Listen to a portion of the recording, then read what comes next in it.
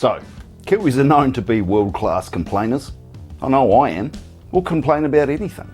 The weather, traffic. We grew up with a bit of a chip on our shoulders because we really didn't realise how good we had it in New Zealand. So today, I'm doing something pretty reckless, and I'm calling us out. These are the 6 things that we take for granted here in Kiwi land. Let's count them down, shall we? So, having a baby is pretty chaotic. You're shattered, you don't know what you're doing, and your house smells like turds and baby powder. But here in New Zealand, the system goes, alright mate, I know you're struggling, we got this.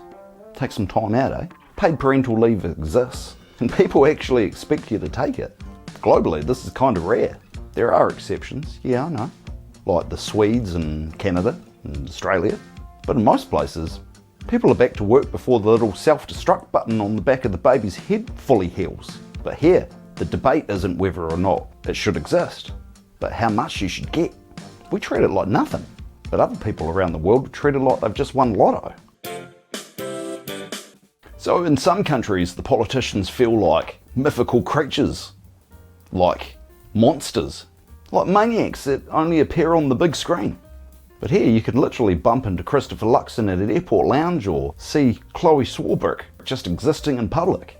So in New Zealand, no one's too important to be roasted on the spit. Politicians, CEOs, sports legends, nobody's off limits. If your head gets too big, I'm sure someone will knock the wind out of it. Because tall poppy syndrome isn't about hating success. It's about reminding people that they're still a person who puts their pants on one leg at a time. You can criticise leadership, you can make jokes about the country itself, and you can even throw a dilly if the moment calls for it. That permission to poke fun at the powers that be keeps things pretty grounded, and it deflates ego balloons before their heads float off into space. The ocean. Cool, relaxing. Until it isn't. Ugh. I consider myself to be more of a river guy, but the ocean is pretty much just an instant holiday. But here, we treat it like a background character. You could finish work, drive a bit, and then end up on a beach that looks like it should be on a Netflix documentary. Fishing, diving, or even just a quick dip. For huge parts of the world, the ocean's pretty distant, and some people have never seen it at all. But for us, we treat it like a passing memory when we're on our way to coastlands, rhythm of the coast. And we get bored of views that people literally fly 20 hours to see. And we act like that's normal. So I've spent enough time in the bush to be pretty stoked about this next one. Here in good old New Zealand, you can pretty much drink the water from anywhere. A running stream, a mountain, or you can just fill a cup from any tap and just drink it. That's it. This is pretty rare globally, because millions of people around the world trust their water source as much as they trust their politicians. But for us, bad water means this water tastes a bit different than the water back home. We really don't appreciate clean water. We take it for granted, and we only notice it when the council shuts it off. So that's how you know we've got it good. So one of the best, most overlooked things about living in New Zealand is that nothing's trying to kill you. Almost nothing.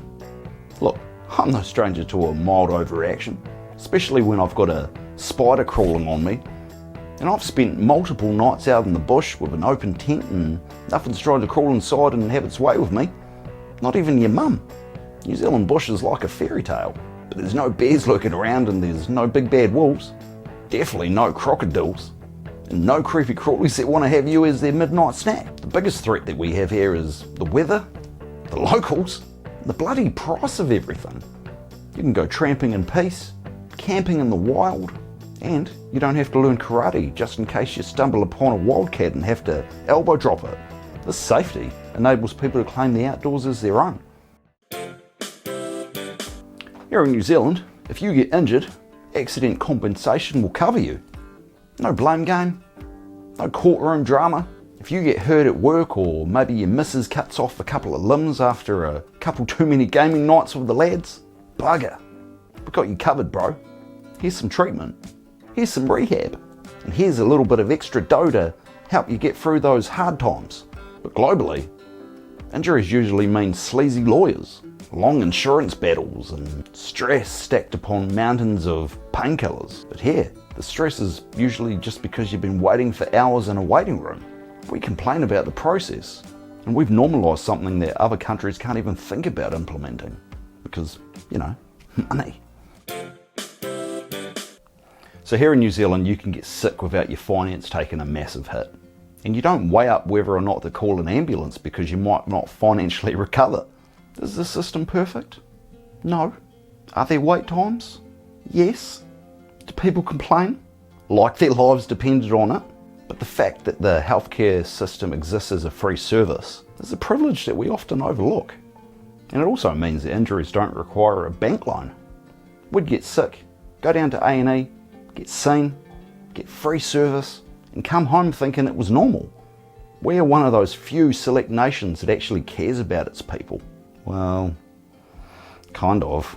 And it's honestly one of the biggest invisible advantages of living here in New Zealand. So yeah, New Zealand isn't perfect. I get it. You can complain all you like. Because a lot of the good stuff is so built into our psyche that we don't even realise it. So if you've got any others that you think I've left off the list, why don't you drop me a comment down below. But if this video made you feel slightly grateful, hit the like button so the algorithm knows that I'm doing something right.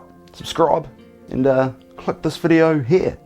Or maybe this one that I'm suggesting here. I think that one's good. Yeah, click that one. Maybe, no, actually click this one. Go on, do it. Click this one. Okay, bye. It's just about reminding people that you're still a person who puts their legs on, one leg at a time. That was supposed to be pants, wasn't it?